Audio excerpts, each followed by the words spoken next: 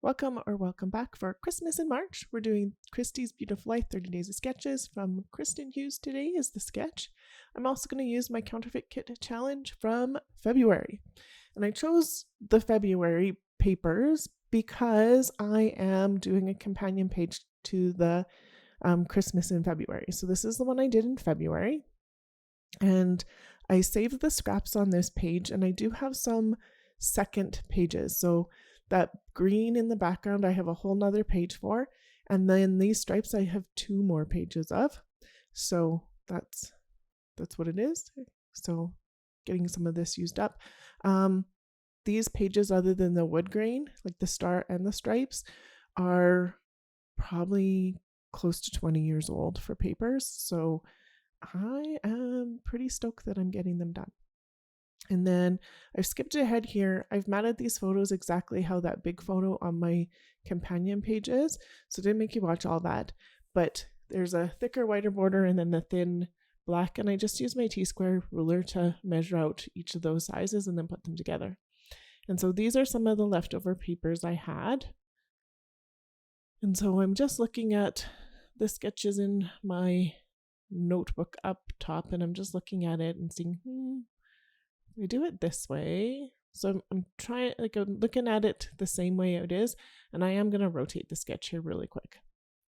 So I am going to cut strips of this paper, and I mess up here, so it's okay. But what I do is I cut them too short here in a minute, and then I struggle, and then I have another piece of paper you can see in green right beside me. So that green one right beside me in that right corner. On the other side is stripes, and I'm going to come back and change that in a minute. But so I was trying to follow kind of the sketch, and then I'm going to rotate the sketch. And you're going to see me rotate my book here in a second too, I think. So I'm going to cut this down. Maybe I already rotated my book. I can't tell. Yeah, I have already rotated my book. I cut that out, so you didn't have to watch that. And so I did mark these to cut them, and then I figured I cut them too short. I don't know. Just sometimes it is what it is. So there's this piece here. Those are going to go there. I have a very little bit of this star paper, but I am going to go find another sheet because that's from the same paper pack of all of this, and that curve is perfect. So here's that sheet of paper. And I'm just going to trace the curve of this circle, which is the same circle that's on the other page that's big. And so I have the size of that circle, even though it's just peeking out, repeated on both the companion page and this one, even though it's in a different color. So on the companion page, it's in that wood grain, but as you can see, I have very little of that wood grain left.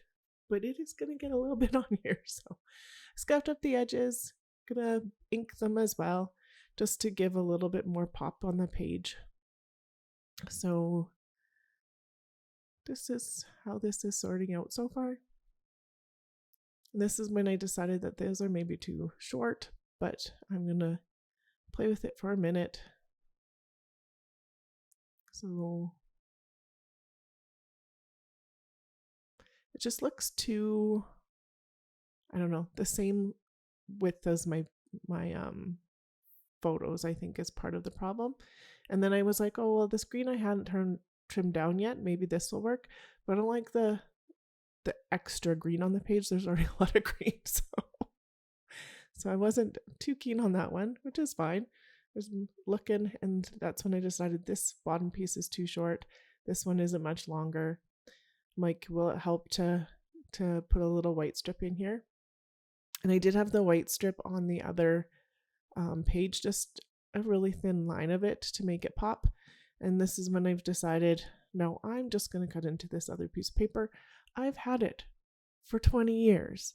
You can use the paper. This other stuff will go in my scrap bin, not a big deal. And I'll make like flowers or die cuts or something out of it. It'll get used, or it'll go on a page, but it'll definitely get used. So I like that size I just cut better. This one is also a little too small, so I'm going to cut just the blue out this time.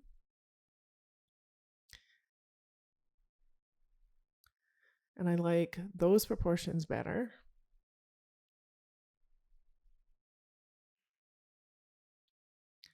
And then with this, I can slide that circle up just a little bit to give a little bit more of the paper, even though I don't have as much as it looks like I have. So just scuffing up both of these ends, and I'm going to take the little bit off I need to, because it is a backward L shape. Well, now it's backward L shape. And then these pieces are going underneath, and I know I'm going to need a little piece between my photos because you'll see the background underneath, and that's okay. So this is where I know I can slide that circle up a little bit, because you're not going to see it with that border piece that I put in, those 3 strips of paper. I'm going to scuff up this side now because I haven't done that yet, and it was easier with my fingers. I have a Tim Holtz tool somewhere. I don't know, but it's okay. My fingers are easy and attached, so it works. And then black on that one. I am definitely going to commit and then get it down with my T-square, just so that it's straight, so these lines look straight. And then this one's going to go on as well, and I had not blacked the edge of these yet, so this one's going to get that same, and then it's going to go about here. I like how the 2 or the 3 navy lines kind of intercept there. I feel like it's not as stark, and so I'm going to line up that edge first, and that I really like. And it goes out quite a bit further probably than the sketch for those 2 backwards L's, but I'm okay with that. So I popped that down there, and I thought, oh right, I should ink it. And so I pop it back, and then I decide that this one needs to be over a bit more. And so I'm just popping it off, popping it back on. I'm going to ink these other sides. This one's going to go over here. I'm just using that line in this wood grain to match it up with the line on my paper, because then it's straight and I don't have to use T-square. And that's okay, but I don't like where it's overlapping with, I don't know, I didn't like where the circle was overlapping, and so I want it to be over just a touch more, and that's okay. And I dropped it, so I just marked with a pencil where exactly I wanted it to go. And then the nice thing about this is I can line up each of the edges of this almost circle with the other edges, and it looks like it's underneath, but it's not, and it saves me some fiddling with big pieces of paper. And I only have that tiny little bit of that wood grain left, so. And those 2 are on. And then I threw in with the papers and these 2 pictures when I was done the page I did in February, the rest of these stars that I have. And so some of these are going to get on here. I threw in the enamel dots that I used. I threw in the puffy titles that I used so that I can get some more on this page that coordinates directly with the other one. I still have these glitter ones left, and they are shedding some glitter. Let me tell you, there's glitter on my pictures right now, and it'll brush off, but when you see the close-ups in a little bit, you'll see that the one picture has quite a bit of glitter on it right now, and I'm not too concerned about it, but it is what it is. And so I'm going to pull out this Merry and Bright from these puffy stickers from Merry Everything from Hip Kit Club, which is like a long time ago one. I haven't had it for a while. And then I figured, hey, this Let's Party might be fun, and it's got that what fun. The fun is in this kind of mustardy color, so I'm going to put it here to tie that across. There's black on my main page, and then I'm going to use these mustard enamel dots. They're kind of more puffy, but meh. And I'm going to sprinkle them around here, and then I'm going to decide that I don't like it that the companion page is all red and black and none of this, and I had no red and black left for this one. So I'm just going to flip some of them out because there is that mustardy color on the other page, and then I get some of this red and black on this page and it ties it together a little more. There's that big circle that is the same size as my star one, which is kind of fun.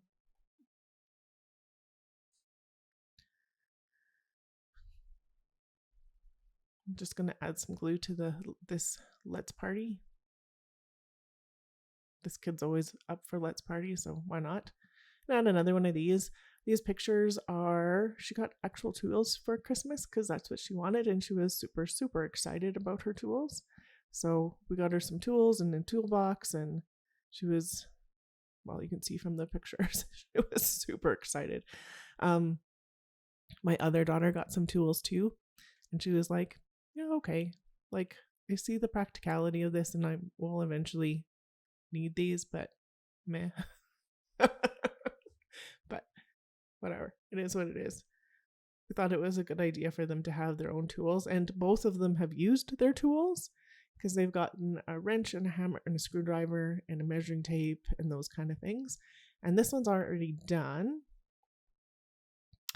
And this is that companion page. I'm just going to give you another close-up of it, and those are those two together. Here come some close-ups that are a little brighter than I had anticipated, but that's okay. Here are them both together. Thank you so much for watching today. If you haven't subscribed to me yet, I would love to have you. There's a few more. There's a playlist and another video here, and if you liked it, I would love it if you gave me the thumbs up. Have yourself a wonderful day.